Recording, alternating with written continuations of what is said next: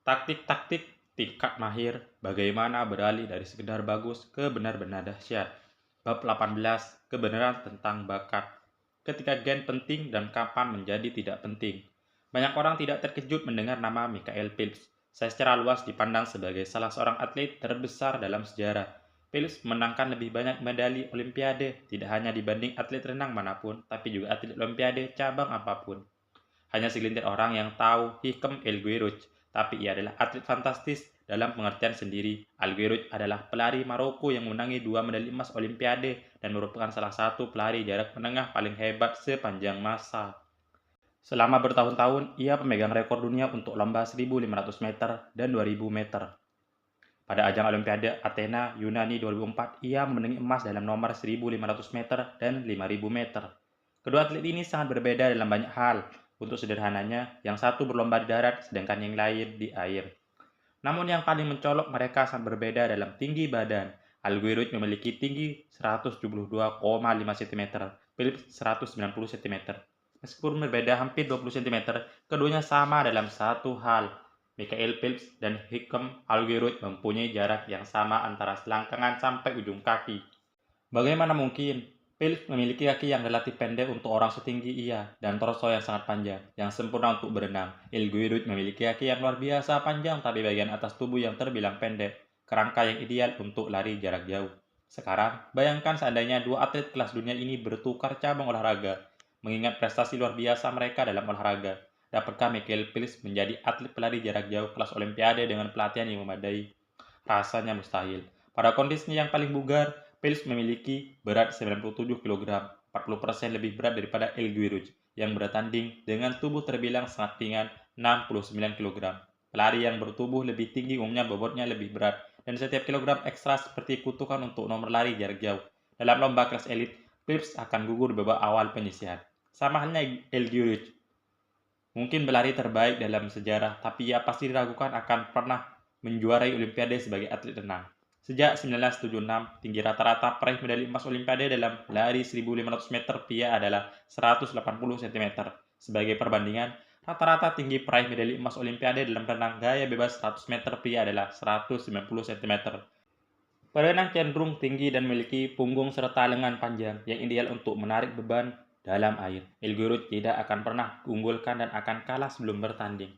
Rahasia memaksimalkan peluang sukses Anda adalah memilih bidang persaingan yang tepat. Seperti dalam olahraga dan bisnis, ini berlaku pula untuk perubahan perilaku. Kebiasaan lebih mudah diterapkan dan lebih memuaskan untuk dipertahankan bila selaras dengan kecenderungan dan kemampuan alami Anda. Seperti Michael Phelps di kolam renang atau di Hikam El Guerrouj di lintasan lari, Anda ingin bertanding dalam bidang tempat peluang Anda layak diperhitungkan. Pengambilan strategi ini menuntut kita menerima kebenaran sederhana bahwa orang dilahirkan dengan kemampuan berbeda-beda. Sebagian orang tidak suka membahas fakta ini, sepintas lalu gen-gen Anda terkesan tidak dapat berubah dan apa enaknya bicara tentang hal yang ada di luar kendali Anda. Selain itu, frasa seperti determinasi biologis terdengar seolah-olah individu tertentu ditakdirkan untuk sukses, sedangkan yang lain dikutuk untuk gagal. Namun inilah pandangan picik tentang pengaruh gen pada perilaku. Kekuatan genetika adalah juga kelemahan. Gen tidak dapat diubah dengan mudah, yang berarti gen memberikan keunggulan dahsyat dalam situasi tertentu, sekaligus menjadi penghalang serius dalam situasi yang tidak selaras. Jika Anda ingin menjadi bintang bola basket memiliki tinggi 210 cm sangat menguntungkan. Namun jika Anda ingin menjadi bintang senam tinggi 210 cm merupakan penghalang besar. Lingkungan kita menentukan keselarasan gen-gen kita dan pemanfaatan bakat-bakat alam kita. Ketika lingkungan kita berubah, begitu pula kualitas-kualitas yang menentukan kesuksesan. Hal ini berlaku tidak hanya untuk karakteristik fisik, tapi juga untuk karakteristik mental. Saya orang yang cakap jika Anda bertanya kepada saya tentang kebiasaan dan perilaku manusia. Tidak demikian jika Anda bertanya kepada saya tentang merajut, propulsi roket, dan atau akord gitar. Kompetensi sangat bergantung pada konteks. Orang yang berbeda di puncak suatu bidang persaingan tidak hanya sangat terlatih, tapi juga sangat sesuai untuk tugas itu. Jadi itulah sebabnya jika Anda ingin betul-betul hebat, memilih tempat yang tepat untuk berfokus adalah hal yang sangat penting.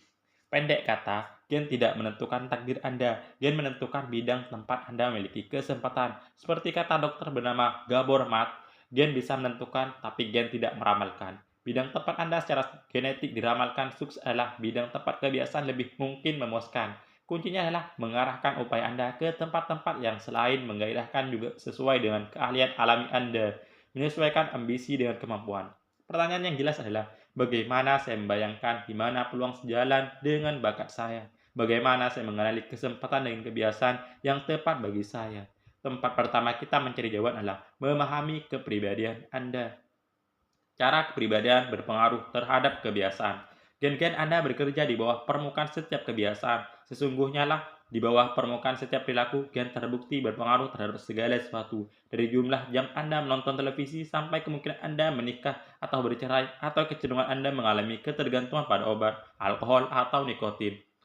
Ada komponen genetik yang kuat tentang seberapa besar kepatuhan atau perlawanan Anda sewaktu berhadapan dengan otoritas, seberapa rentan atau kuat Anda menghadapi peristiwa-peristiwa yang memicu stres, seberapa proaktif atau reaktif kecenderungan Anda, dan seberapa asik atau bosan Anda ketika sedang mendapatkan pengalaman sensoris seperti menonton konser. Sebagaimana kata Robert Plomin, pakar genetika perilaku di King's College London, justru sekaranglah kita harus berhenti menguji untuk melihat apakah bakat memiliki komponen genetik, karena sesungguhnya kita tidak dapat menemukan satu pun yang tidak dipengaruhi oleh gen-gen kita. Sebagai gabungan kumpulan bakat genetik Anda yang unik akan menentukan kepribadian khusus Anda. Kepribadian Anda adalah seperangkat karakteristik yang konsisten dari situasi ke situasi. Analisis ilmiah paling terbukti tentang bakat kepribadian dikenal sebagai Big Five, yang diuraikan menjadi 5 spektrum perilaku. 1. Keterbukaan pada pengalaman, dari rasa ingin tahu dan inventif di ujung satu sampai hati-hati dan konsisten di ujung lain. 2. Kehati-hatian, dari terorganisir dan efisien sampai santai dan spontan. 3. Ekstroversi, dari senang bergaul dan bersemangat sampai senang menyendiri dan serius. Atau Anda mungkin mengenalnya sebagai extrovert versus introvert. 4. Kecocokan, dari ramah dan mudah berbela rasa sampai sulit dan egois. 5. Neurotisisme, dari cemas dan peka sampai percaya diri, tenang dan mantap. Kelima, karakteristik ini mempunyai dasar biologis. Ekstroversi misalnya dapat dilacak dari lahir ketika ilmuwan memainkan bunyi yang keras di bangsal bayi. Ada bayi yang tertarik, sementara ada pula yang merasa terganggu. Ketika peneliti memantau anak-anak ini sampai dewasa, mereka menemukan bahwa bayi-bayi yang tertarik pada bunyi keras lebih mungkin tumbuh menjadi sosok extrovert. Bayi-bayi yang terganggu lebih mungkin menjadi sosok introvert. Orang yang sangat mudah menyesuaikan diri biasanya ramah, penuh pertimbangan dan hangat. Mereka juga cenderung memiliki kadar oksitosin alami lebih tinggi, sejenis hormon yang memainkan peran penting dalam pembentukan ikatan sosial, meningkatkan rasa percaya, dan bertindak sebagai antidepresan alami. Anda dapat dengan mudah membayangkan bagaimana orang dengan oksitosin lebih banyak mungkin cenderung membangun kebiasaan-kebiasaan seperti menulis ucapan terima kasih atau mengatur acara ramah tamah. Sebagai contoh ketiga, mari melihat neurotisme, yaitu bakat kepribadian yang dimiliki oleh semua orang dengan tingkat bermacam-macam. Orang dengan kadar neurotisme tinggi cenderung lebih cemas dan khawatir daripada yang lain. Bakat ini berkaitan dengan hipersensitivitas amigdala, bagian otak yang bertanggung jawab mendeteksi ancaman. Dan kata lain, orang yang lebih peka terhadap petunjuk-petunjuk negatif di lingkungan mereka lebih mungkin mendapatkan nilai tinggi dalam neurotisisme. Kebiasaan kita tidak semata-mata ditentukan oleh kepribadian kita, tapi tidak ada keraguan bahwa gen mendorong kita ke arah tertentu. Preferensi kita yang berakar kuat akan membuat perilaku-perilaku tertentu lebih mudah bagi sebagian orang daripada bagi orang lain. Anda tidak harus meminta maaf atas perbedaan-perbedaan ini atau merasa bersalah karenanya, tapi Anda sungguh harus bekerja sama. Seseorang yang memiliki nilai rendah dalam kehati-hatian misalnya akan berpeluang lebih kecil untuk hidup rapi secara alami dan mungkin perlu mengandalkan rancang lingkungan agar bertahan pada kebiasaan-kebiasaan baik. Sebagai pengingat bagi pembaca yang kurang dalam kehati-hatian, rancangan lingkungan adalah strategi yang kita bahas dalam bab 6 dan 12. Untuk mudahnya, Anda harus membangun kebiasaan-kebiasaan yang berpeluang bagi kepribadian Anda. Orang bisa mengalami cedera kalau berlatih seperti binaragawan. Tapi kalau Anda lebih suka panjat tebing atau bersepeda atau berdayung, bentuklah kebiasaan latihan yang sesuai dengan minat Anda. Jika teman Anda mengikuti diet rendah karbo, tapi Anda mendapati bahwa yang berhasil bagi Anda adalah diet rendah lemak, ambil yang lebih sesuai bagi Anda. Jika Anda ingin baca lebih banyak, jangan malu kalau Anda lebih suka membaca novel romantis daripada non-fiksi. Baca apapun yang membuat Anda merasa puas. Anda tidak harus membangun kebiasaan-kebiasaan yang disarankan orang lain. Pilihlah kebiasaan yang paling sesuai dengan Anda, bukan kebiasaan yang paling populer. Ada versi untuk setiap kebiasaan yang dapat mendatangkan kegembiraan dan kepuasan pada diri Anda. Carilah. Kebiasaan harus dapat dinikmati supaya bertahan lama. Inilah gagasan pokok di balik hukum keempat. Menyesuaikan kebiasaan dengan kepribadian adalah awal yang baik, tapi ini bukan akhir kisah kita. Mari mengalihkan perhatian untuk menemukan dan merancang situasi-situasi yang menguntungkan Anda secara alami. Cara mencari arena tempat Anda berpeluang menang. Mendapatkan arena tempat Anda berpeluang menang sangatlah penting untuk mempertahankan motivasi dan membuat Anda merasa sukses. Menurut teori, Anda dapat menikmati hampir apapun. Dalam praktiknya, Anda lebih mungkin menikmati hal-hal yang memudahkan Anda. Orang yang berbakat dalam suatu bidang cenderung lebih kompeten dalam tugasnya dan karena dipuji karena hasil kerjanya baik. Mereka tetap bersemangat karena kemajuan mereka yang nyata, sementara banyak orang lain telah gagal dan karena mereka mendapatkan ganjaran berupa gaji lebih baik dan kesempatan lebih besar, yang tidak hanya membuat mereka lebih bahagia, tapi juga mendorong mereka untuk menghasilkan karya yang lebih bermutu. Ini lingkaran keberuntungan. Ambil kebiasaan yang tepat, maka kemajuan menjadi mudah. Ambil kebiasaan yang keliru, maka hidup menjadi sulit. Bagaimana Anda memilih kebiasaan yang tepat? Langkah pertama adalah sesuatu yang kita bahas dalam hukum ketiga, menjadikannya mudah. Dalam banyak kasus, ketika orang mengambil kebiasaan yang salah, itu seketika berarti mereka mengambil kebiasaan yang terlalu sulit. Ketika kebiasaan itu mudah, Anda lebih mungkin meraih kesuksesan. Ketika sukses, Anda lebih mungkin merasa puas. Kendati demikian, ada yang perlu diwaspadai. Dalam jangka panjang, jika Anda terus maju dan mengalami peningkatan dalam bidang apapun, tantangan akan menjadi makin sulit. Pada suatu ketika, Anda perlu memastikan Anda bermain di arena yang sesuai dengan persenjataan Anda. Bagaimana cara membayangkannya? Pendekatan yang paling umum adalah trial and error. Tentu saja, ada masalah dengan strategi ini. Hidup ini singkat, Anda tidak punya waktu untuk mencoba setiap karir, berpacaran dengan semua orang yang mungkin, atau memainkan semua alat musik. Untungnya, ada cara efektif untuk mengelola situasi sulit ini. Dan cara itu dikenal sebagai exploit atau exploit trade-off. Pada awal aktivitas baru, harus ada masa eksplorasi. Dalam hubungan, ini disebut pacaran. Dalam perkuliahan, ini disebut pengetahuan umum dan keterampilan intelektual. Dalam bisnis, ini disebut split testing. Sasarannya adalah mencoba sejumlah kemungkinan, mencermati sebanyak mungkin gagasan, dan menebar jala selebar-lebarnya. Setelah babak eksplorasi awal ini, pindahkan fokus Anda ke solusi terbaik yang telah Anda temukan, tapi sekali tetaplah bereksperimen. Keseimbangan yang tepat bergantung pada apakah Anda sedang menang atau kalah. Bila sedang menang, Anda bereksploitasi dan terus bereksploitasi. Jika sedang kalah, teruslah bereksplorasi dan bereksplorasi lagi. Dalam jangka panjang, yang barangkali paling efektif adalah memperjuangkan strategi yang terkesan memberikan hasil-hasil terbaik pada sekitar 80 hingga 90% waktu dan bereksplorasi pada 10-20% sisanya. Google dikenal meminta karyawan-karyawannya menghabiskan 80% waktu kerja pada tugas wajib mereka dan 20% pada proyek-proyek pilihan sendiri, yang mengantar ke penciptaan produk-produk dasar seperti AdWords dan Gmail. Pendekatan yang optimal juga bergantung pada berapa banyak waktu yang Anda miliki. Jika waktu Anda banyak, misalnya orang yang baru mengawali karir, lebih masuk akal kalau bereksplorasi. Karena begitu menemukan tempat yang tepat, Anda masih mempunyai banyak waktu untuk eksploitasi.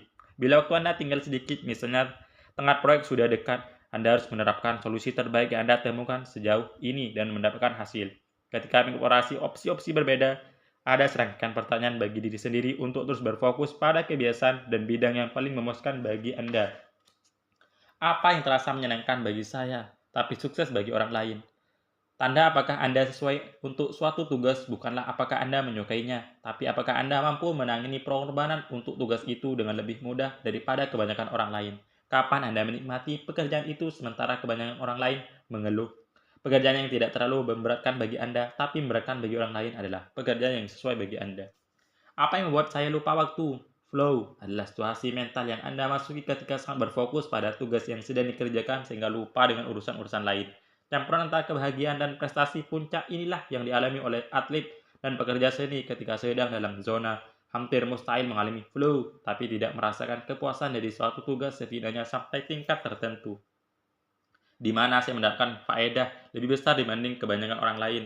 Kita harus membandingkan diri dengan orang-orang di sekitar kita, dan perilaku yang lebih mungkin memuaskan ketika dibandingkan berarti sesuai bagi kita. Ketika saya mulai menulis di jamesclear.com, daftar email saya tumbuh sangat pesat. Saya tidak terlalu yakin apa yang saya kerjakan dengan baik, tapi saya tahu bahwa hasil-hasil itu terkesan datang lebih cepat bagi saya daripada bagi beberapa teman saya, yang motivasi saya untuk terus menulis. Apa yang datang secara alami kepada saya? Untuk saat, abaikan apa yang telah diajarkan kepada Anda. Abaikan apa yang orang sekitar katakan kepada Anda. Apa yang terasa alami bagi saya. Kapan saya merasa hidup, kapan saya merasa suka dengan diri saya yang sejati. Jangan ada penilaian terhadap diri sendiri atau untuk menyenangkan orang lain. Jangan ada tebakan kedua atau kritik pada diri sendiri.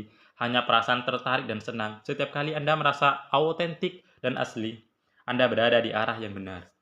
Sejujurnya, sebagian proses ini hanya kebetulan. Michael Phelps dan Hikam El Guerrouj beruntung terakhir dengan seperangkat kemampuan langka yang dihargai tinggi oleh masyarakat dan ditempatkan di lingkungan yang ideal untuk kemampuan-kemampuan itu. Kita semua memiliki waktu yang terbatas di planet ini. Dan yang betul-betul hebat di antara kita adalah orang-orang yang tidak hanya bekerja keras, tapi juga memiliki keberuntungan yang baik untuk bertemu dengan kesempatan-kesempatan yang menguntungkan kita. Namun, bagaimana jika Anda tidak ingin bergantung pada kemanjuran? Jika Anda tidak berhasil menemukan area tempat keberuntungan berpihak kepada Anda, ciptakanlah arena itu. Scott Adams, kartunis di balik The Bird, mengatakan, setiap orang mempunyai setidaknya sejumlah bidang tempat ia berada di 25% teratas dengan sedikit usaha. Dalam kasus saya mampu menggambar dengan lebih baik daripada kebanyakan orang, tapi saya hampir tidak dapat menyebut diri seniman, dan saya tidak lebih lucu dibandingkan kebanyakan stand-up komedian yang tidak pernah menghasilkan karya besar, tapi saya lebih lucu daripada kebanyakan orang. Yang ajib adalah sedikit sekali orang yang mampu menggambar sekaligus menulis lawakan. Dan ketika Anda menambahkan latar belakang di saya, tiba-tiba saya mempunyai topik yang hanya sedikit kartunis dapat berharap memahaminya tanpa menjalaninya. Ketika tidak mampu menang dengan menjadi lebih baik, Anda dapat menang dengan menjadi berbeda. Dengan menggabungkan keterampilan-keterampilan, Anda mengurangi tingkat kompetensi yang menjadikan Anda lebih mudah menonjol. Anda dapat memintas perlunya keunggulan genetik atau pengalaman bertahun-tahun dengan menulis ulang aturan-aturan. Seorang pemain yang bagus bekerja keras untuk memenangkan permainan yang juga dimainkan oleh semua orang. Seorang pemain yang hebat menciptakan permainan baru yang berpihak pada kekuatan dan penutup kelemahan mereka. Di perguruan tinggi, saya merancang jurusan saya sendiri, biomekanika, yang merupakan perpaduan antara fisika, kimia, biologi, dan anatomi. Saya tidak cukup cerdas untuk menonjol di antara mahasiswa-mahasiswa jurusan fisika atau biologi, jadi saya menciptakan arena saya sendiri. Dan karena cocok dengan saya hanya mengambil mata kuliah yang menarik bagi saya. Belajar tidak terasa sebagai kewajiban. Saya juga menjadi lebih mudah menghindari perangkap perbandingan diri dengan orang lain. Lagi pula, tidak ada orang yang mengambil kombinasi mata kuliah seperti saya. Jadi siapa dapat mengatakan apakah mereka lebih baik atau lebih buruk? Spesialisasi adalah cara manjur untuk mengatasi musibah karena memiliki gen buruk. Semakin Anda menguasai suatu keterampilan khusus, semakin sulit bagi orang lain untuk bersaing dengan Anda. Banyak binaragawan lebih kuat daripada kebanyakan pemain pancu, tapi bahkan binaragawan bertubuh besar bisa kalah dalam adu pancu karena juara adu pancu memiliki kekuatan di bagian khusus. Bahkan seandainya bukan yang paling berbakat, Anda seringkali dapat menang dengan menjadi yang terbaik dalam kategori yang sangat khusus. Air mendidih akan membuat kentang jadi lunak, tapi telur jadi keras. Anda tidak dapat mengendalikan apakah Anda sebutir kentang atau sebutir telur, tapi Anda dapat memutuskan bermain di arena tempat orang bisa lebih baik ketika keras atau lunak. Bila dapat menemukan lingkungan yang lebih menguntungkan, Anda dapat mengubah situasi dari semula merugikan menjadi menguntungkan Anda. Cara memanfaatkan gen-gen Anda secara maksimal. Gen kita tidak memindahkan keharusan bekerja keras. Gen menjadikan kerja keras jelas. Gen mengatakan kepada kita apa yang perlu diberi kerja keras, begitu menjadi kekuatan-kekuatan kita. Kita tahu di mana harus mengerahkan waktu dan energi. Kita tahu tipe kesempatan yang harus dicari dan tipe tantangan yang harus dihindari. Makin baik kita memahami sifat dasar kita, makin baik strategi yang dapat kita jalankan. Perbedaan biologis itu penting, meski demikian akan lebih produktif kalau kita berfokus pada apakah kita memenuhi potensi sendiri daripada membandingkan diri dengan orang lain. Kenyataan bahwa Anda memiliki batas alami dalam kemampuan tertentu sama sekali tidak terkait dengan apakah Anda telah mencapai batas kemampuan. Orang dapat terperangkap pada kenyataan bahwa mereka mempunyai batas sehingga jarak mengerahkan upaya yang diperlukan untuk meraihnya. Selanjutnya, gen tidak dapat membuat Anda sukses jika Anda tidak melakukan apa yang harus dilakukan. Betul, tapi tak mustahil. Atlet yang mengalami cedera memiliki gen lebih baik. Tapi jika Anda tidak melakukan latihan yang cukup, tidak mungkin mengatakan bahwa Anda telah memaksimalkan faktor genetik.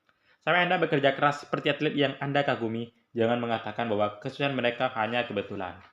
Untuk ringkasnya, satu cara terbaik untuk memastikan kebiasaan-kebiasaan Anda tetap memuaskan dalam jangka panjang adalah memilih perilaku-perilaku yang selaras dengan kepribadian dan keterampilan Anda. Bekerja keraslah pada hal-hal yang ternyata mudah. Ringkasan bab 18. Rahasia memaksimalkan peluang sukses Anda adalah memilih arena kompetensi yang tepat. Ambil kebiasaan yang tepat, maka kemajuan menjadi mudah. Ambil kebiasaan yang keliru, maka hidup menjadi sulit. Gen tidak dapat diubah dengan mudah, yang berarti gen menyediakan keunggulan yang besar dalam lingkungan yang menguntungkan dan kekurangan yang serius dalam lingkungan yang tidak mendukung. Kebiasaan menjadi lebih mudah ketika selaras dengan kemampuan alami. Pilihlah kebiasaan yang paling sesuai dengan Anda. Bermainlah di arena yang memaksimalkan kekuatan Anda. Jika arena seperti itu tidak ada, ciptakanlah. Gen tidak meniadakan keharusan bekerja keras. Gen menjadikannya jelas. Gen menunjukkan apa yang harus kita lakukan secara maksimal. Bab 19. Aturan Goldilocks. Bagaimana tetap termotivasi dalam hidup dan pekerjaan.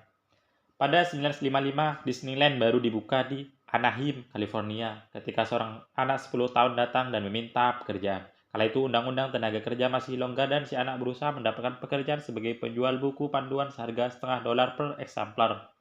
Dalam setahun, ia dipindahkan ke toko sulap Disney, tempat ia belajar trik dari karyawan-karyawan yang lebih tua. Ia bereksperimen dengan lucon dan memerangkap sulap sederhana di depan penonton. Tak lama kemudian, ia mendapati bahwa yang disukainya bukan pertunjukan sulap, melainkan melawak secara umum. Ia menetapkan cita-cita menjadi pelawak. Ia yang masih berusia belasan tahun mulai tampil di klub-klub kecil di sekitar Los Angeles. Pengunjungnya sedikit dan waktu tampilnya singkat. Ia jarang naik panggung lebih dari 5 menit. Kebanyakan pengunjung terlalu sibuk dengan minuman mereka atau mengobrol ketimbang menyimak pertunjukannya. Pada suatu malam, ia tampil dengan aksi stand up di sebuah klub yang tanpa pengunjung. Bukan pekerjaan yang menggemerlap, tapi tak diragukan lagi penampilannya bertambah baik. Aksi-aksinya pertamanya hanya 1 atau 2 menit, sekitar usia SMA, materi lakukannya berkembang dan ia bisa tampil selama 5 menit. Beberapa tahun kemudian, ia mampu tampil 10 menit. Ketika berusia 19 tahun, ia tampil seminggu sekali dengan jatah 20 menit sekali tampil. Ia sampai harus membaca 3 puisi selama pertunjukan supaya bisa genap 20 menit. Tapi keterampilannya terus meningkat. Ia menghabiskan 10 tahun lagi untuk bereksperimen, melakukan penyesuaian, dan berlatih. Ia mengambil pekerjaan sebagai penulis naskah televisi dan secara bertahap berhasil tampil sendiri dalam talk show. Pada pertengahan 1970-an, ia berhasil tampil sebagai bintang tamu reguler di The Tonight Show dan Saturday Night Live. Akhirnya setelah hampir 15 tahun bekerja keras, orang muda ini menjadi terkenal. Ia melawat ke 60 kota besar dalam 63 hari, lalu 72 kota besar dalam 80 hari. Selanjutnya 85 kota besar dalam 90 hari. Ia mendapat 18.695 penonton dalam suatu pertunjukan di Ohio. Sejumlah 45.000 tiket pernah terjual untuk pertunjukan 3 harinya di New York. Ia berhasil meraih puncak dalam genrenya dan menjadi salah seorang pelawak paling sukses di eranya. Ia bernama Steve Martin. Kisah Martin menawarkan perspektif yang mesona tentang apa yang dipilihnya untuk mempertahankan kebiasaan dalam jangka panjang. Komedi bukan untuk seorang penakut atau pemalu.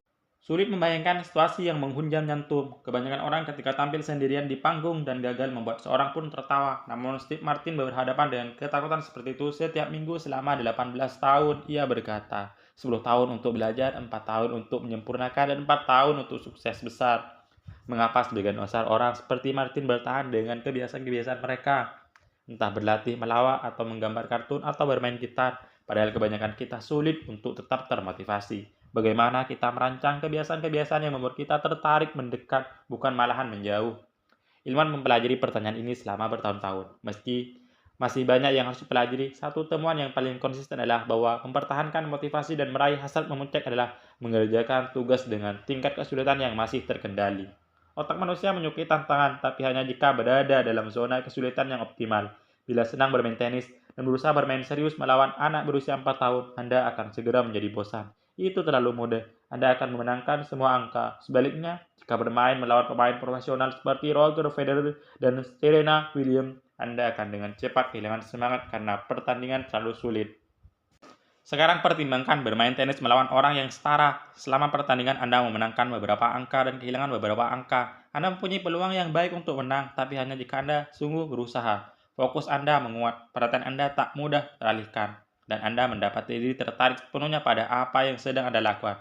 Ini tantangan, tapi dengan tingkat kesulitan yang masih terkendali, dan merupakan contoh pertama untuk aturan Goldilocks. Aturan Goldilocks menyatakan bahwa manusia mengalami motivasi puncak ketika sedang mengerjakan tugas-tugas yang tepat berada di tepi terluar kemampuannya saat ini. Tidak terlalu sulit, tidak terlalu mudah, tapi pas. Karya komedi Martin adalah contoh yang sangat bagus tentang penerapan aturan Goldilocks.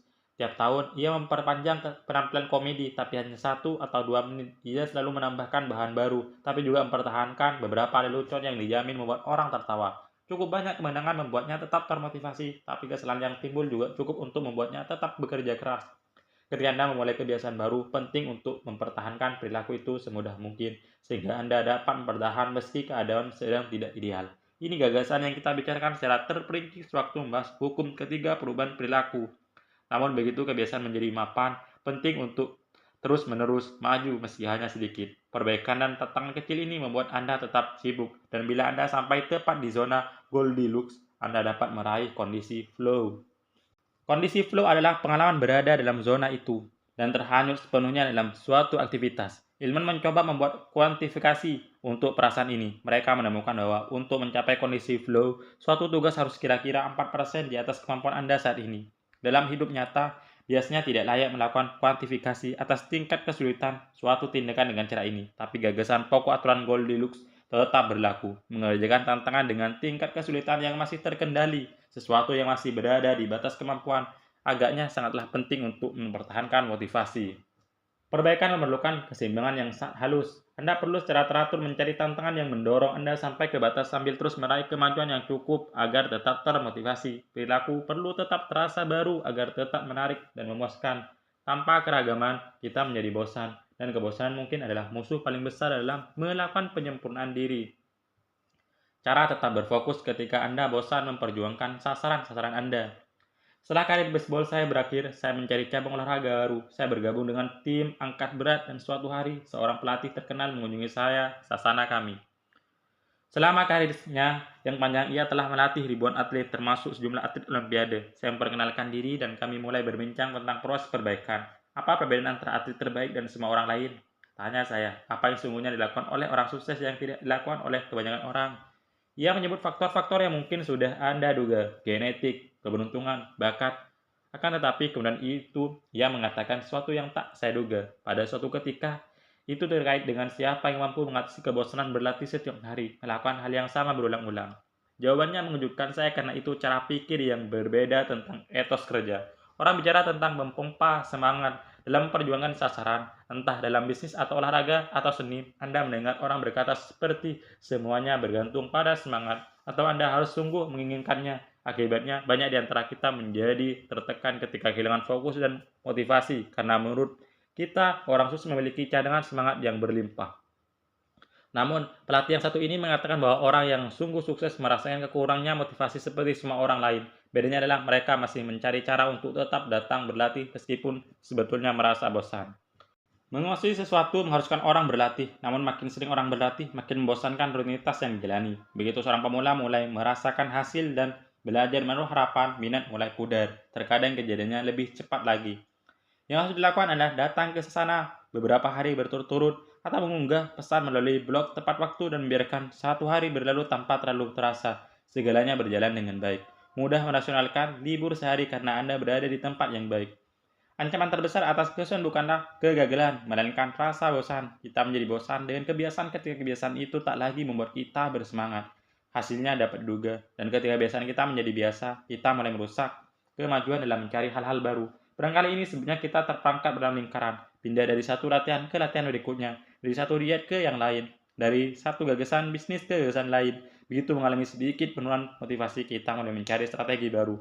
Bahkan seandainya yang lama masih berhasil, seperti kata Machiavelli, orang mendambakan hal-hal baru sedemikian sehingga mereka yang sudah berhasil pun menginginkan perubahan sama seperti mereka yang belum berhasil. Barangkali ini sebabnya banyak produk yang paling membentuk kebiasaan adalah produk yang menyediakan bentuk-bentuk baru secara sinambung. Video game menyediakan hal-hal baru secara visual, pornografi menyediakan hal-hal baru secara seksual, junk food menyediakan hal baru dalam bidang kuliner. Tiap pengalaman ini menawarkan elemen-elemen kejutan yang berkelanjutan. Dalam psikologi, ini dikenal sebagai ganjaran yang berubah-ubah atau variable reward. Mesin koin atau slot machine adalah contoh paling umum di dunia nyata. Seorang penjudi sekali meraih jackpot, tapi tidak dalam interval yang dapat diramalkan. Irama ganjaran berubah-ubah. Sifat berubah-ubah ini dapat menimbulkan lonjakan dopamin, meningkatkan daya ingat, dan mempercepat pembentukan kebiasaan. Ganjaran yang berubah-ubah tidak akan menciptakan gairah, artinya Anda tidak dapat memberikan kepada seorang ganjaran yang tidak menarik setiap intervalnya pun bervariasi, namun berharap itu akan mengubah pikirannya. Tapi ganjaran seperti ini adalah cara yang dahsyat untuk menaikkan tingkat gairah yang sudah kita alami karena mengurangi kebosanan. Titik hasrat yang pas terjadi pada irisan 50/50 antara sukses dan gagal. Dalam setengah rentan waktu Anda mendapatkan apa yang diinginkan, dalam setengah rentan waktu Anda tidak dapat mendapatkan apa yang Anda inginkan. Yang Anda perlukan hanyalah kemenangan, yang cukup untuk mengalami kepuasan dan cukup untuk ingin mengalami hasrat tersebut. Ini salah satu manfaat dari mengikuti aturan Goldilocks. Jika Anda sudah tertarik pada suatu kebiasaan, melawan tantangan dan kesulitan yang masih terkendali adalah cara yang baik untuk membuat sesuatu tetap menarik. Tentu saja, tidak semua kebiasaan memiliki komponen ganjaran yang bervariasi, dan Anda tidak ingin hal itu terjadi. Bila Google hanya kadang-kadang memberikan hasil pencarian yang berguna, seseketika akan beralih ke pesaingannya. Kalau Uber hanya melayani setengah pemesanannya, saya ragu apakah saya masih akan menggunakan layanan itu. Dan kalau membersihkan gigi tiap malam namun hanya kadang-kadang merasakan mulut yang bersih, rasanya saya akan meninggalkan kebiasaan itu. Dengan ganjaran yang berubah-ubah atau tidak ada kebiasaan yang untuk selamanya menarik. Pada suatu ketika, setiap orang menghadapi tantangan yang sama dalam perjalanan penyempurnaan diri. Anda harus bisa menerima bahwa kebosanan akan datang. Kita semua mempunyai sasaran yang ingin kita raih, serta cita-cita yang ingin kita penuhi. Tapi tak peduli apa yang sedang Anda coba untuk lakukan dengan lebih baik. Jika Anda berjuang hanya ketika hal itu mudah atau sangat menarik, Anda tidak akan pernah cukup konsisten untuk meraih hasil-hasil yang luar biasa. Saya dapat menjamin bahwa seandainya Anda berusaha memulai suatu kebiasaan dan terus mempertahankannya, akan ada hari-hari ketika Anda merasa ingin berhenti. Ketika memulai suatu bisnis, akan ada hari-hari ketika Anda merasa tidak bersemangat. Ketika Anda sedang di sasana kebugaran, ada latihan-latihan yang ingin Anda lewatkan saja. Ketika tiba waktu untuk menulis, akan ada hari-hari ketika Anda merasa tidak ingin mengetik. Namun, Anda terus melakukannya. Meskipun sedang kesal, tidak nyaman, atau malas melakukannya, itulah yang memunculkan perbedaan antara profesional dan amatir. Profesional memilih taat pada jadwal, amatir memilih melewatkan kewajiban. Profesional tahu mana yang penting bagi mereka, lalu melakukan kewajibannya dengan sadar. Amatir mundur dari kewajiban dengan alasan ada yang lebih mendesak dalam hidup mereka. David Cain, penulis dan instruktur meditasi, mendorong murid-muridnya menghindari menjadi meditator cuaca yang baik. Sama halnya Anda tidak ingin menjadi atlet, penulis, atau apapun lainnya yang beraksi hanya ketika situasi sedang ramah. Ketika suatu kebiasaan sungguh penting bagi Anda harus bersedia mempertahankannya dalam suasana hati apapun. Profesional bertindak bahkan ketika suasana hati sedang tidak mendukung. Mereka mungkin tidak menikmatinya, tapi mereka punya cara agar kewajiban tetap dijalankan. Ada banyak situasi yang membuat saya merasa tidak berselera menyelesaikan tugas, tapi saya tidak pernah menyesal karena lanjut berolahraga. Banyak artikel yang rasanya tidak ingin saya selesaikan, tapi saya tidak pernah menyesal ketika artikel itu terbit sesuai jadwal. Ada banyak kesempatan ketika saya ingin sekali bermalas-malasan, tapi saya tidak pernah menyesal karena memaksakan diri datang atau bekerja atau melakukan sesuatu yang penting bagi saya. Satu-satunya cara untuk menjadi hebat adalah terus bersemangat ketika mengerjakan hal yang sama berulang-ulang. Anda harus jatuh cinta pada kebosanan. Ringkasan bab 19. Aturan Goldilocks mengatakan bahwa manusia mengalami motivasi puncak ketika mengerjakan tugas yang tepat berada di batas kemampuan mereka saat itu. Ancaman terbesar dari kesusahan bukanlah kegagalan, melainkan kebosanan. Ketika kebiasaan menjadi rutin, yang dikerjakan menjadi kurang menarik dan kurang mendatangkan kepuasan, artinya kita merasa bosan. Siapapun dapat bekerja keras ketika merasa termotivasi. Kemampuan untuk terus berusaha meskipun hal itu tidak mengairahkan ada hal yang menjadikan orang berbeda. Profesional bertahan pada jadwal yang sudah dibuat, amatir mencari alasan untuk melewatkannya. Bab 20. Pengorbanan dalam menciptakan kebiasaan baik. Kebiasaan menciptakan landasan untuk penguasaan sesuatu. Dalam catur, baru setelah langkah-langkah dasar bidang-bidang catur menjadi otomatis, seorang pemain dapat berfokus pada permainan di tingkat berikutnya. Tiap keping informasi yang tersimpan dalam ingatan membuka ruang mental untuk memikirkan yang lebih sulit. Ini berlaku untuk proyek apapun. Ketika saat mengetahui gerakan-gerakan yang sederhana sehingga dapat melakukannya tanpa berpikir, Anda bebas untuk memberikan perhatian pada bagian-bagian di tingkat yang lebih tinggi. Dengan cara ini, kebiasaan menjadi tulang punggung dalam proses perayaan kesempurnaan. Kendati demikian, manfaat yang kita peroleh dari kebiasaan bukan tanpa pengorbanan. Pada awalnya, tiap perulangan mengembangkan kefasihan, kecepatan, dan keterampilan. Namun setelah itu, ketika kebiasaan menjadi otomatis, Anda menjadi kurang peka terhadap umpan balik. Anda terjerumus ke dalam perulangan tanpa dipikir. Kita jadi lebih mudah membiarkan kesalahan terjadi ketika mampu menghasilkan yang cukup baik secara autopilot. Anda berhenti berpikir tentang cara melakukannya secara lebih baik. Sisi positif kebiasaan adalah kita dapat melakukan sesuatu tanpa berpikir. Sisi negatif kebiasaan adalah Anda menjadi terbiasa melakukan sesuatu dengan cara tertentu dan berhenti memperhatikan kesalahan-kesalahan kecil. Anda beranggapan terus menjadi lebih baik karena makin berpengalaman. Dalam kenyataan, Anda hanya memperkuat kebiasaan Anda saat ini, bukan menjadikannya yang lebih baik. Sesungguhnya ada penelitian yang menunjukkan bahwa begitu satu keterampilan berhasil dikuasai, biasanya sejalan dengan waktu ada sedikit penurunan performa. Biasanya penurunan performa yang kecil ini tidak membuat orang khawatir. Anda tidak memerlukan sistem yang terus-menerus memperbaiki cara Anda menggosok gigi, mengikat tali sepatu, atau menyeduh teh. Dengan kebiasaan-kebiasaan seperti ini cukup baik, biasanya seperti cukup baik. Makin sedikit energi yang Anda kerahkan pada pilihan-pilihan yang remeh, makin banyak yang dapat Anda sediakan pada pilihan yang sungguh penting. Namun ketika ingin memaksimalkan potensi dan meraih performa tingkat tinggi, Anda memerlukan pendekatan yang lebih beragam. Anda tidak dapat mengulang hal-hal yang sama secara membabi buta, lalu berharap menjadi istimewa. Kebiasaan itu perlu, tapi tidak cukup untuk meraih kepiawaian. Yang Anda perlukan adalah kombinasi antara kebiasaan yang otomatis dan praktik yang disengaja. Kebiasaan ditambah praktik disengaja sama dengan penguasaan. Untuk menjadi hebat, keterampilan tertentu memang perlu menjadi otomatis. Pemain bola basket harus mampu mendribble bola tanpa berpikir sebelum mampu meningkat keterampilan mengoper bola dengan tangan yang tidak dominan.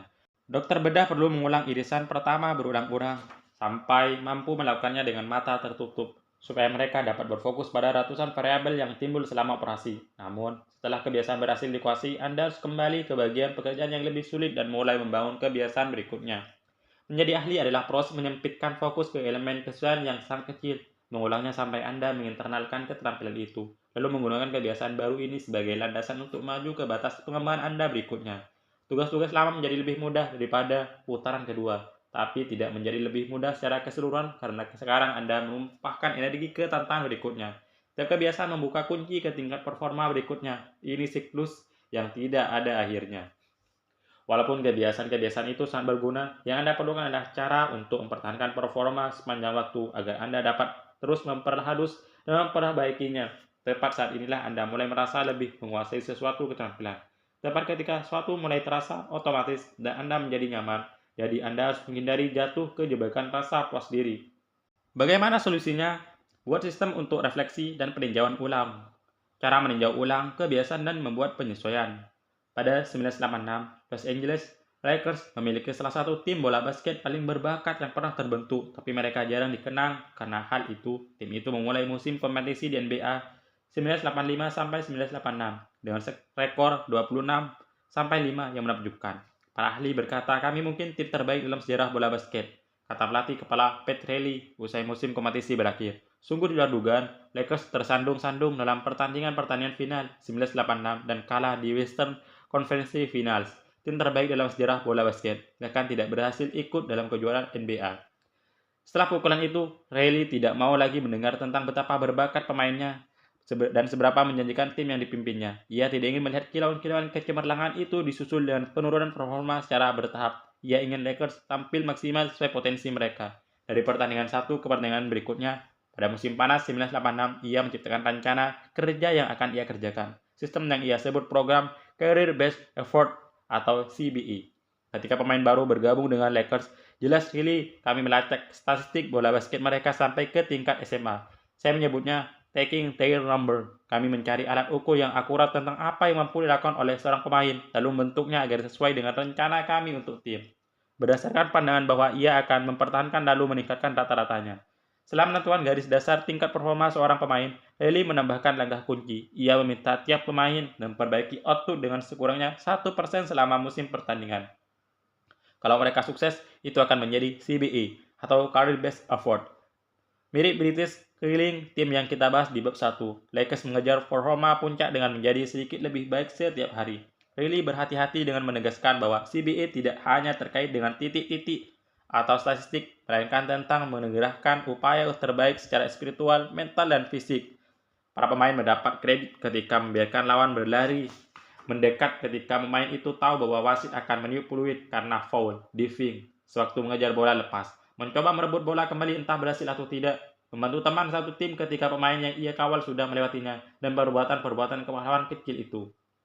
Sebagai contoh, Magic Johnson, pemain bintang Lakers pada masa itu, mempunyai 11 poin, 8 rebound, 12 assist, dan 5 turnover dalam suatu pertandingan. Magic juga memperoleh kredit untuk kepahlawanan kecil dengan diving setelah kehilangan bola +1. Akhirnya ia bermain dengan total 33 menit dalam pertandingan imajinernya. Angka-angka positif 11, +8, +12, +2, +1 di total menjadi 34. Kemudian kami menguranginya dengan 5 turnover, 34 dikurangi 5 menjadi 29.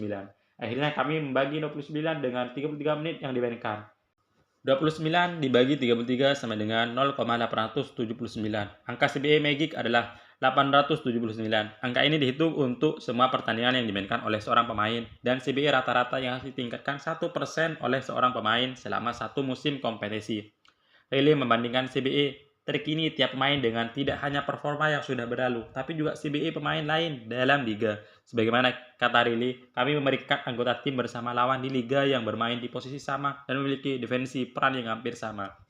Penulis artikel olahraga J.K. McMullen mengatakan, Riley mengumumkan atlet terbaik dalam liga dengan cetak tebal di papan pengumuman tiap minggu dan mengukur mereka terhadap permainan-permainan yang setara di kelas yang sama. Pemain yang solid dan andal umumnya memperoleh skor 600-an, sedangkan pemain elit memperoleh skor sekurangnya 800. Magic Johnson yang menghasilkan 138 triple-double selama karirnya sering mendapat nilai lebih dari 1000. The Lakers juga menekankan kemajuan tahun demi tahun dengan membuat perbandingan historis atas data CBA. Kata Riley, kami membandingkan November 1986 dengan November 1985, lalu menunjukkan kepada pemain apakah mereka menjadi lebih baik atau lebih buruk pada poin yang sama dalam musim kompetisi sebelumnya. Kemudian kami menunjukkan angka performa masing-masing untuk Desember 1986 yang dibandingkan dengan hasil November. Lakers menerapkan CBA pada Oktober 1986. 8 bulan kemudian mereka menjadi juara NBA.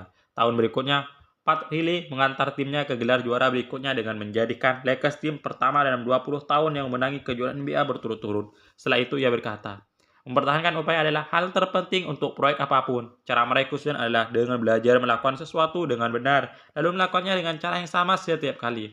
Program CBA adalah contoh utama kekuatan refleksi dan peninjauan ulang. Pemain-pemain Lakers memang berbakat. CBA membantu mereka mendapatkan apa yang mereka miliki secara maksimal dan memastikan kebiasaan-kebiasaan mereka terus membaik, bukannya menurun. Refleksi dan peninjauan ulang memungkinkan perbaikan jangka panjang atas semua kebiasaan karena membuat Anda menyadari kesalahan Anda dan membantu Anda mempertimbangkan cara-cara yang mungkin untuk memperbaiki. Tanpa refleksi, kita bisa mencari-cari alasan, membuat rasionalisasi, dan berbohong pada diri sendiri. Kita tidak memiliki proses untuk menentukan apakah performa kita naik atau turun dibanding kemarin. Juara di semua bidang mengumumkan bermacam-macam cara untuk refleksi dan peninjauan ulang, dan proses itu tidak harus rumit. Pelari Kenya Eliud Kipchoge adalah salah seorang pelari maraton terhebat sepanjang masa dan peraih medali emas Olimpiade. Ia masih membuat catatan atas setiap latihan yang ia baca lagi setelahnya untuk mencari bagian-bagian yang dapat ia sempurnakan.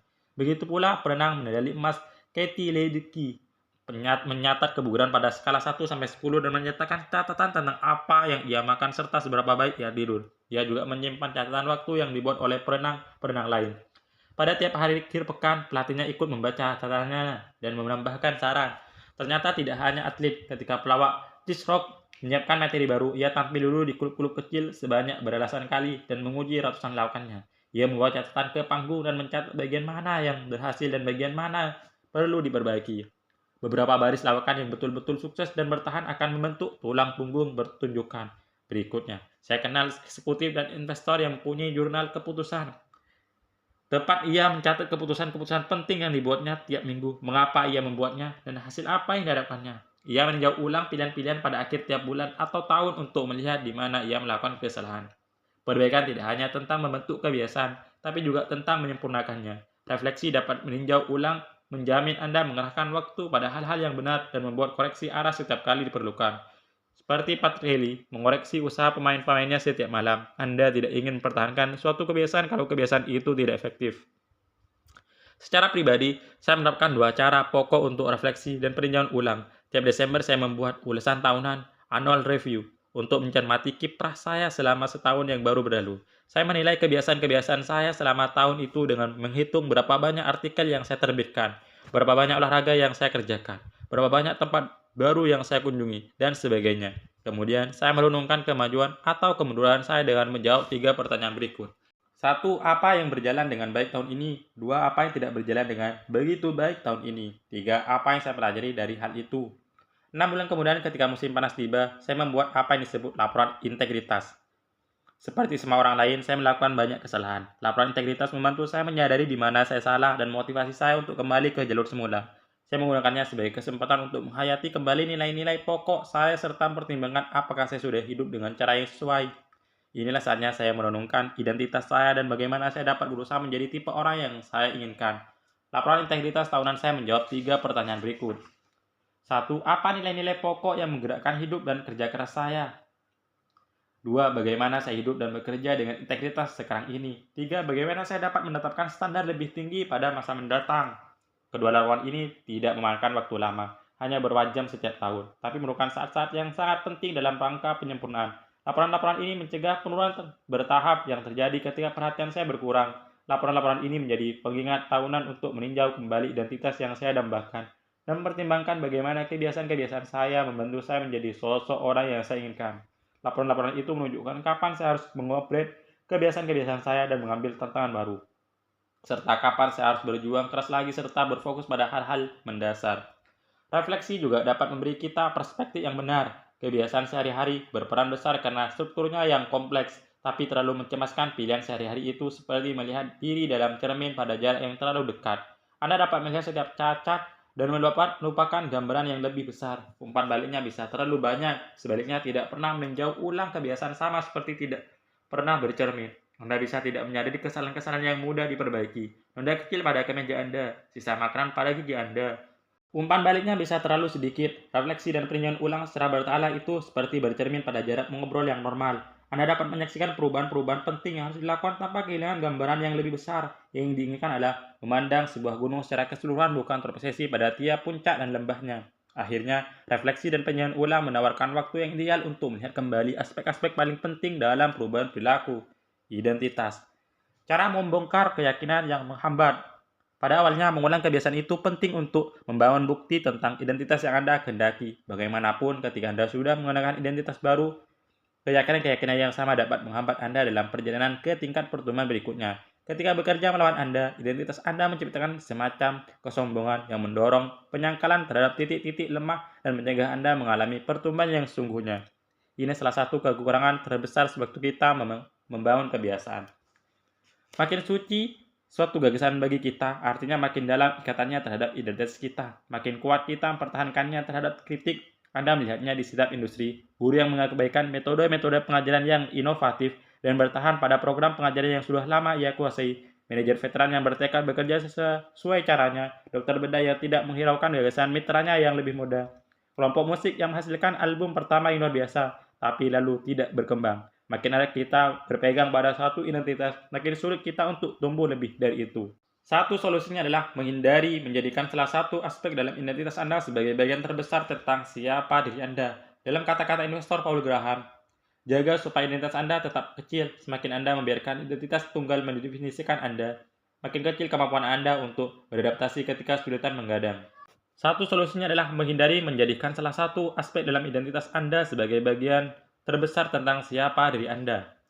Dalam kata-kata investor Paul Graham, jaga supaya identitas Anda tetap kecil. Semakin Anda membiarkan identitas tunggal mendefinisikan Anda, makin kecil kemampuan Anda untuk beradaptasi ketika kesulitan menghadang. Bila Anda mengingatkan segala sesuatu pada suatu tujuan, seorang mitra di perusahaan atau yang lain, kegagalan dalam hal itu akan meruntuhkan Anda. Bila Anda memakan sayuran lalu mengalami kondisi kesehatan yang memaksa Anda mengubah pola makan, Anda akan mengalami krisis identitas.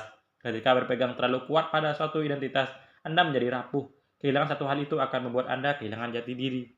Selama sebagian besar masa muda saya, menjadi atlet adalah bagian utama identitas saya. Setelah karir baseball saya berakhir, saya berjuang mencari jati diri. Ketika Anda mengerahkan seluruh hidup untuk mendefinisikan diri ke satu arah dan hal itu tiba-tiba buyar, siapakah Anda sekarang? Veteran militer dan mantan pebisnis melaporkan perasaan-perasaan serupa. Jika identitas Anda terbungkus dalam keyakinan seperti "aku prajurit yang hebat", apa yang terjadi ketika masa bakti Anda berakhir? Bagi banyak pengusaha, identitas mereka kurang lebih di sekitar kalimat "aku sang CEO" atau "aku sang pendiri". Bila Anda menghabiskan semua waktu terjaga Anda untuk bisnis, apa yang akan Anda rasakan setelah menjual perusahaan itu? Kunci dalam mitigasi kehilangan identitas ini adalah mendefinisikan ulang diri Anda sedemikian sehingga Anda harus mempertahankan aspek-aspek penting identitas Anda, bahkan jika peran khas Anda berubah.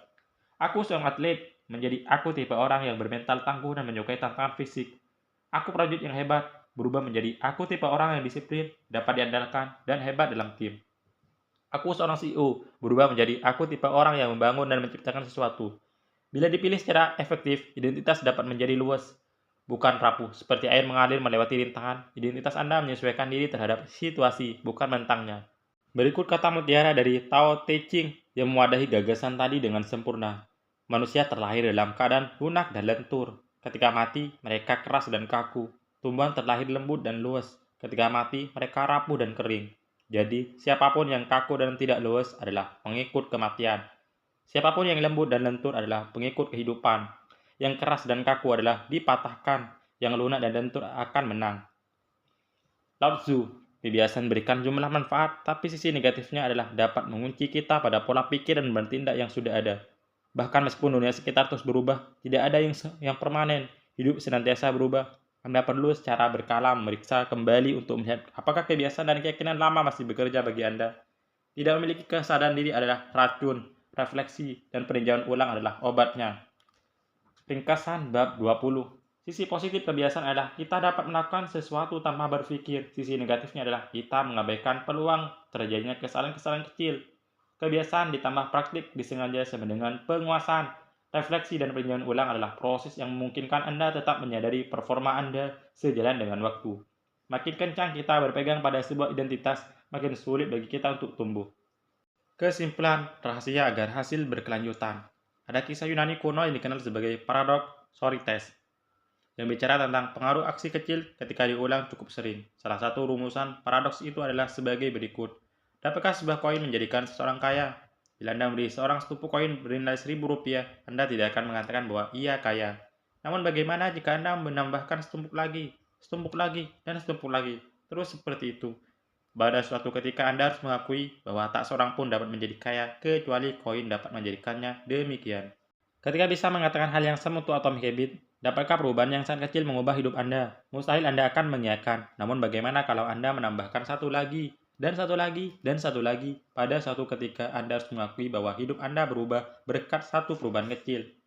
Yang dipandang penting dalam perubahan perilaku bukanlah 1% perbaikan tunggal, melainkan ribuan perbaikan seperti itu. Sekumpulan atomic habit yang paling bertumpuk yang belakang masing-masing menjadi unit dasar dalam sistem keseluruhanlah yang penting. Pada awalnya, perbaikan-perbaikan kecil seringkali terkesan tak bermakna karena tergilas oleh bobot sistem. Sekeping koin tidak akan menjadikan Anda kaya. Suatu perubahan positif seperti meditasi selama 1 menit atau membaca 1 halaman tiap hari mustahil menghasilkan perbedaan yang bisa terdeteksi.